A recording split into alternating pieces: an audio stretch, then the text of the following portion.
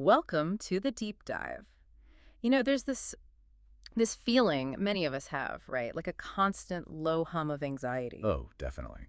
Like alarms going off everywhere. Climate, politics, the economy. Mhm. It feels relentless. Exactly, a real symphony of alarms. Well, today we're diving into Wilbur Bonifay's book, From Crisis to Ethos. Ah, yes, a really insightful piece. It sort of builds on those dialogues between people like McGilchrist, Vervaeke, Schmachtenberger. Right, and Bonifay puts forward this really big idea we want to unpack, that all these crises out there, they're not separate things. Mhm. They're actually symptoms.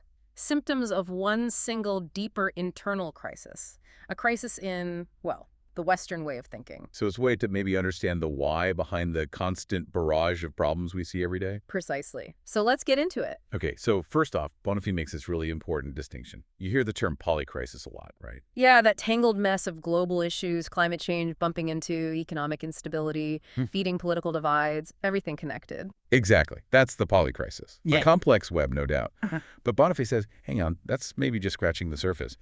It describes the what, but not the fundamental why. Okay, so if the polycrisis is the tangled web, what's the deeper layer? The metacrisis he's talking about. Well, the metacrisis isn't just more crisis, it's different. Bonifay argues it's the external shadow cast by a crisis in here. In here, meaning inside us, inside our heads. Sort of, yeah, inside our collective way of thinking, our civilization's operating system, as he puts it. It's a fundamental flaw in how we perceive and relate to reality itself. Wow, okay. That's a big claim. It goes way beyond just needing new policies or technologies. It really does. So what is this flaw, this crisis in here? Bonifay uses Ian McGilchrist's big idea, doesn't he? The master and the emissary. He leans heavily on it, yes. It's a powerful metaphor. McGilchrist links it to the brain hemispheres. The master think right hemisphere grasps the whole picture. It sees connections, context, meaning. It's reason in a deep sense. Okay, the big picture view. And the emissary. That's the left hemisphere. Understanding. It's brilliant at its job. Breaking things down, analyzing, categorizing, measuring, taking things apart to see how they work. Super useful. But it's meant to be the servant, right? Serving the master's wider vision. That's the crucial point. And McGilchrist's tragedy, which Bonifay picks up, is that the emissary, well, it got really, really good at its job. Think science, technology. Huge successes. Immense. So successful, the emissary kind of forgot it was an emissary. It started acting like it was the master. It mistook its detailed analytical map for the actual living, breathing territory. Precisely. It mistook the model for reality.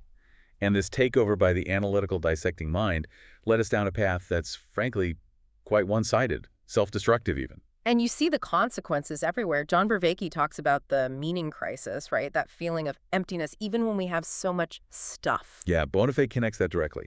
It stems from what Whitehead called the fallacy of misplaced concreteness. We treat our abstract concepts as if they are the concrete reality. Give me an example. Okay, think of a forest.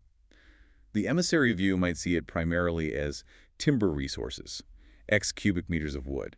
It's an abstraction, a useful one for certain purposes, but But it misses the living ecosystem, the relationships, the sacredness maybe, the master's view. exactly. Or seeing pollution simply as an externality on a balance sheet, rather than poison in the air we actually breathe, part of the whole system. That thinking directly leads to things like the climate crisis. And socially too.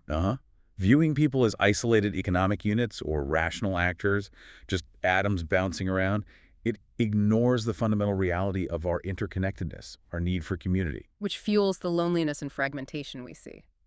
Okay, so if our thinking is the root issue, what about solutions? We can't just invent a new gadget to fix this. Well, that's the bind, isn't it? As Bonifay says quite starkly, the very logic we use to devise our solutions is the logic that generates the crises.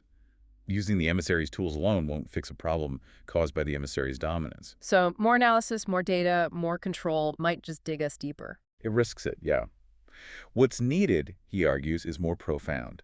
A transformation of consciousness, a rebalancing act. Bringing the master and emissary back into harmony. Yes. Moving from crisis to ethos. Aiming for what he calls a reconciled life, where our inner way of being aligns with a healthier outer world.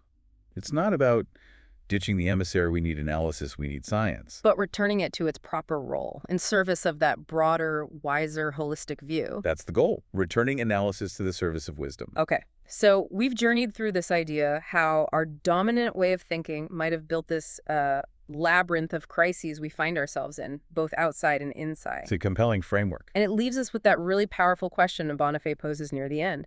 Can the architect who built the labyrinth also find the way out?